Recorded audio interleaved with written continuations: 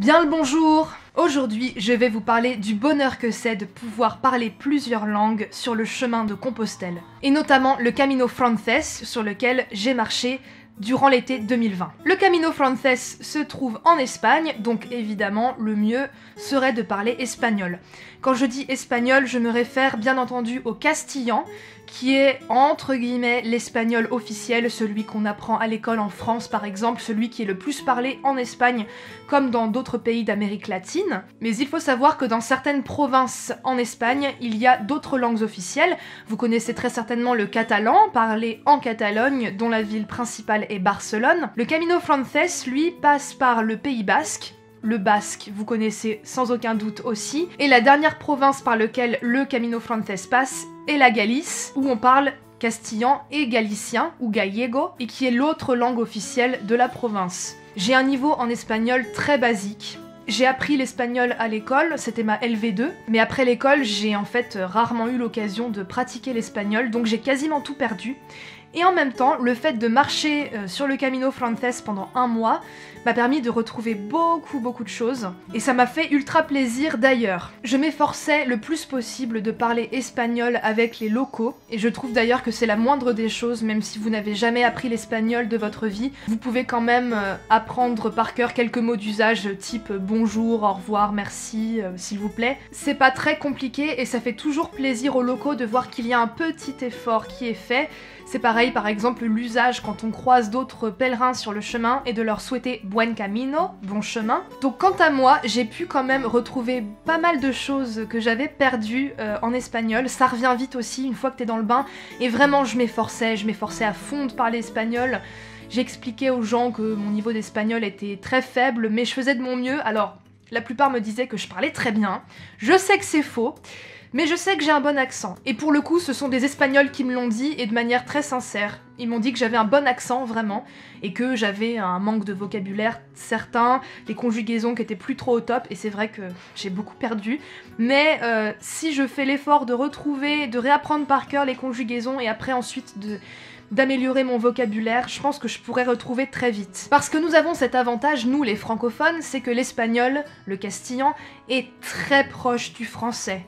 Donc même si vous avez jamais appris l'espagnol de votre vie, vous pouvez quand même arriver à comprendre pas mal de choses, vous pouvez même improviser et il y a de fortes chances que ça marche. C'est une langue romane, donc la structure, je trouve, de l'espagnol et du français sont très similaires. Il y a énormément de mots qui se ressemblent. Alors il y a certains faux amis, mais il n'y en a pas tant que ça. Les conjugaisons sont à peu près utilisées de la même manière, je dis bien à peu près, et elles se ressemblent, je trouve. On a un avantage de ce point de vue par rapport à l'espagnol, c'est que en tant que français, je pense qu'on peut l'apprendre relativement vite, tellement les langues se ressemblent. Les locaux apprécient vraiment qu'on fasse l'effort de parler espagnol, même si on parle pas très bien. Ils vont vous encourager, ils vont vous aider, ils vont essayer de vous comprendre. Et ça, je pense que c'est pareil dans tous les pays du monde. Quand on voit qu'un effort est fait, c'est toujours apprécié, et en général, même la personne la plus grincheuse va se dérider. Je dis bien en général, il y en a qui en démordent pas, c'est comme ça. Mais si vous parlez pas du tout espagnol, il faut savoir quand même que le Camino Frances est international. Au moins les commerçants, je parle pas forcément des villageois ou des citadins,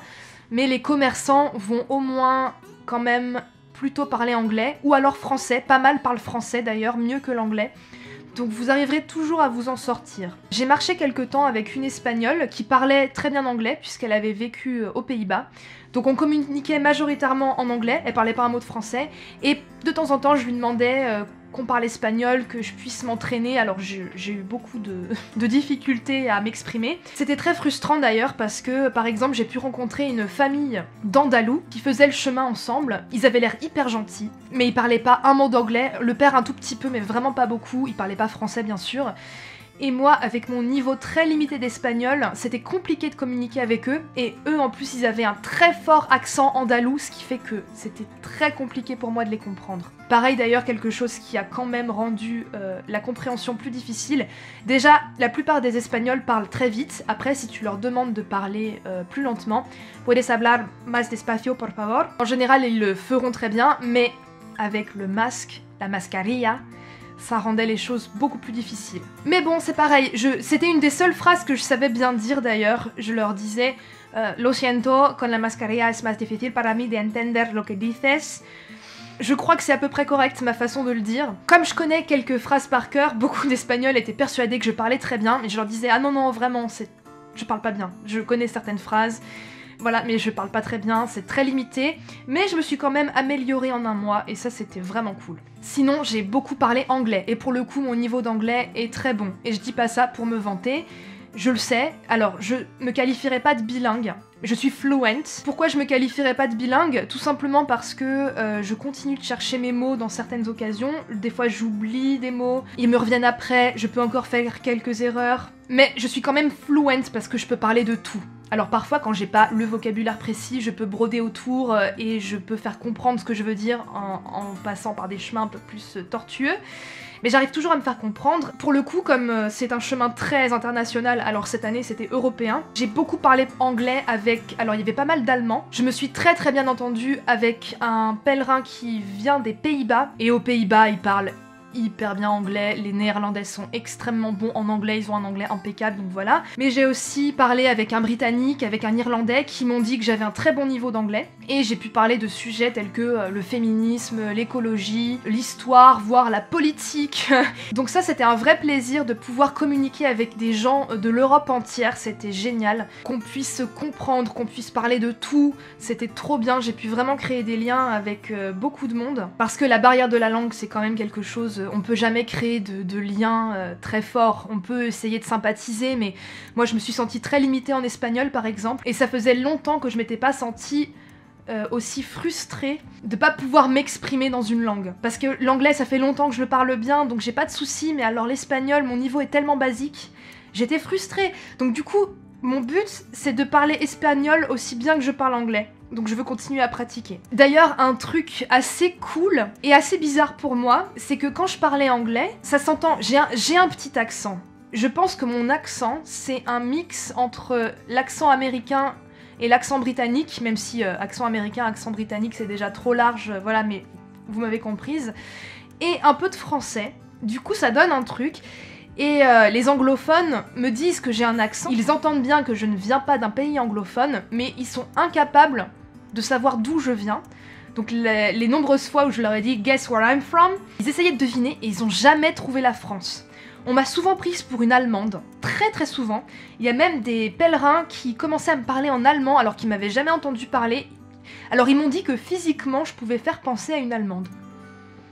Parce que je suis relativement grande, apparemment. C'est ceux qui le disent, hein, c'est pas moi. Que je suis relativement grande, je fais 1m70, que je suis plutôt blonde, châtain clair, je sais pas, apparemment j'ai un physique qui peut faire penser à un physique allemand. En tout cas, un physique des pays de l'Est. Beaucoup de pays de l'Est sont revenus. Pour la petite anecdote, je sais qu'apparemment, du côté de mon père, j'ai des ancêtres polonais. En tout cas, disons que depuis des générations, ma famille est française, hein, des deux côtés.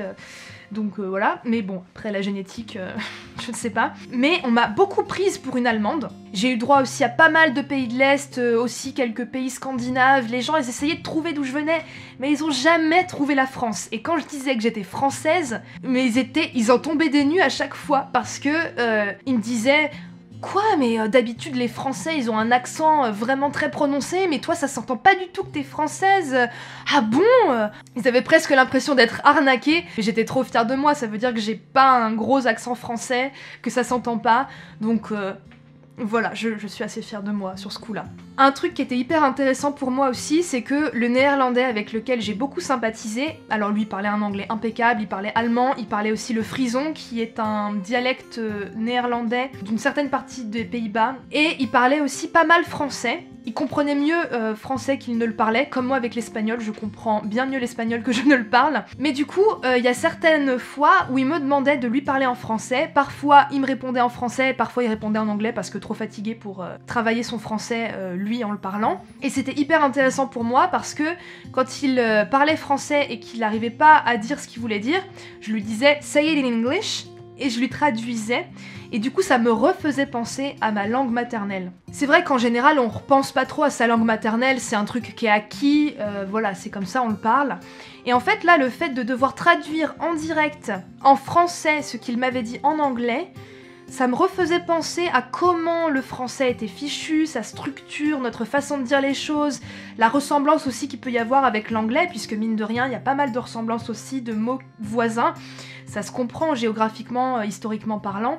Et du coup, c'était ultra intéressant, j'ai réfléchi à ma langue autrement. Pareil, comme j'ai beaucoup parlé français et quand même pas mal espagnol, il y avait de longues périodes de temps où je parlais pas français du tout. Et du coup, le fait de reparler français d'un coup, ça me faisait bizarre, ça sonnait bizarre dans ma tête. Et en même temps, je me disais « Ah, mais c'est une belle langue le français quand même », et ça me faisait plaisir de parler français. D'ailleurs, sur le chemin, mais alors, tous les gens d'autres pays que je rencontrais, tous, peut-être pas tous, mais énormément, m'ont dit qu'ils adoraient le français, qu'ils trouvaient que c'était une langue magnifique, que même s'ils le parlaient pas, ils adoraient l'écouter, qu'ils trouvaient que c'était super beau. Et en plus, quand je disais que j'habitais à Paris, alors là, c'était « Ah, Paris, oh là là !» Bon, voilà, c'est une ville que les étrangers fantasment beaucoup, et je comprends très bien. Je ferai une vidéo sur Paris, peut-être un jour. Moi aussi, je comprends, c'est une ville que j'aime beaucoup, mais je la fantasme pas. J'y habite depuis 6 ans, je suis française déjà, donc il n'y a pas de ce fantasme-là, mais... C'était hyper intéressant d'avoir à la fois ce fantasme sur Paris, bon, ça j'ai plus l'habitude parce que même quand je voyageais autre part, et c'est souvent les réactions qui reviennent, mais que énormément de gens et de plein de pays différents me disent qu'ils adorent le français, qu'ils trouvent que c'est super beau, et du coup ça m'a fait penser à ma langue un peu autrement aussi, et c'est vrai que je trouve que c'est une belle langue. Mais peut-être que j'aurais pas pensé à ça si je parlais pas d'autres langues. C'est ça qui est hyper enrichissant quand tu parles d'autres langues, même sans forcément être bilingue, mais quand tu les parles bien, c'est que tu penses autrement à ta propre culture, et le fait de penser autrement à ta propre langue te fait penser autrement tout court. Et en plus, quand tu parles bien une autre langue, tu réfléchis autrement. Je sais que je réfléchis différemment en anglais qu'en français, par exemple. Que peut-être que ma façon de m'exprimer en anglais, je suis plus directe, je vais plus droit au but, alors que le français c'est une langue un peu plus... comment dire ? Un peu plus complexe, un peu plus qui fait des détours, ça prend un peu plus les chemins de traverse, un vocabulaire très très riche. Alors l'anglais aussi, hein, il y a un vocabulaire très riche, mais c'est un peu différent, je saurais pas comment dire. Mais je vois bien que je suis une personne différente quand je parle et que je réfléchis en anglais que quand je parle et je réfléchis en français. Je vais pas parler de l'espagnol ici parce que mon niveau est pas du tout assez bon pour pouvoir me rendre compte, mais pareil, par exemple, on a une voix différente aussi quand on parle une autre langue, et c'est hyper intéressant, vraiment, de se confronter à plein de cultures. Et c'était ça en fait, c'était un bouillon de culture, ce Camino Frances, puisque j'ai côtoyé des gens qui venaient de plein de pays d'Europe, avec qui je pouvais quand même converser beaucoup en anglais et des conversations sur à peu près n'importe quel sujet. Et ça c'était génial parce que je pouvais avoir le point de vue de plein de pays différents. Et du coup tu vois ton pays différemment, tu as une autre perspective des choses. Et c'est trop bien. C'est pour ça que j'encourage les gens à voyager autant qu'ils le peuvent. Bon, en temps de pandémie mondiale c'est un peu compliqué. Et aussi d'apprendre d'autres langues et d'être meilleur, et c'est vrai que ça enrichit tellement. Et c'est un super travail du cerveau.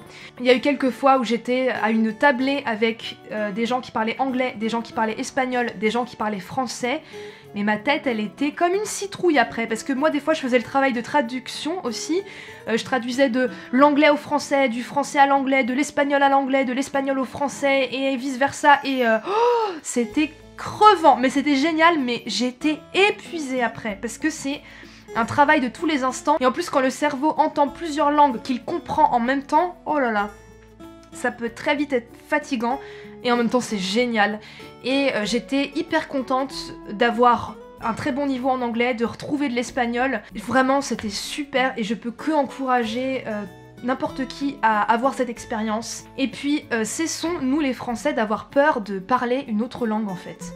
Parce qu'on se juge énormément, mais allons-y. Ce qu'il faut c'est pratiquer, et par exemple, moi je le dis, mon niveau d'espagnol était très basique, mais je m'efforçais vraiment de parler espagnol du mieux que je le pouvais avec les locaux. Ils m'encourageaient, ils parlaient plus lentement, ils m'aidaient à trouver ce que je voulais dire. Je les forçais vraiment. Parfois certains me proposaient de parler en anglais ou en français et je leur disais non, je veux parler espagnol. En plus je le comprends mieux que je ne le parle. Donc vraiment je veux m'entraîner. Parlez-moi espagnol s'il vous plaît. Et c'est que comme ça qu'on s'améliore. Et vous inquiétez pas, on va pas vous juger pour vos erreurs. Au contraire, on va vous encourager. C'est pas comme les cours en France. En tout cas moi j'ai des souvenirs de cours de langue comme ça où on va te pointer du doigt parce que t'as fait une erreur et après t'oses plus parler. J'en parlerai dans une autre vidéo vraiment parce que c'est un sujet à part entière. Mais vraiment il faut se lancer, c'est génial de parler d'autres langues pour plein de raisons, ça ouvre à tellement de choses. Donc vraiment faites-le, parlez d'autres langues, au moins l'anglais parce que c'est la plus utile, en tout cas en ce moment c'est la plus utile. Mais l'espagnol c'est méga utile aussi, c'est une langue qui est énormément parlée. Voilà, faites, ou même une autre langue qui est pas beaucoup parlée, peu importe, mais c'est tellement enrichissant de parler plusieurs langues quoi. Et de pouvoir le pratiquer c'est génial, donc je peux que encourager à faire ça. Et si vous partez faire un pèlerinage en Espagne, par exemple sur le Camino Frances, vraiment je vous encourage à essayer de parler espagnol le plus possible avec les locaux et à vous entraîner en anglais, comme ça peut rendre l'expérience que plus enrichissante. Je vais m'arrêter là. J'espère que cette vidéo vous a plu. Si vous avez des questions, si vous avez un témoignage à apporter, n'hésitez pas à écrire un commentaire, ça me ferait super plaisir de les lire et ça m'intéressera beaucoup. Si vous avez aimé cette vidéo, vous pouvez mettre un petit pouce en l'air, ça me fait toujours plaisir, ça me fait chaud au cœur. Si vous n'êtes pas encore abonné à ma chaîne, je vous invite cordialement, chaleureusement, amicalement à le faire, ça me fera plaisir aussi. Je suis aussi sur les réseaux sociaux, donc n'hésitez pas à me suivre. Et en attendant, portez-vous bien et je vous dis à lundi pour la prochaine vidéo.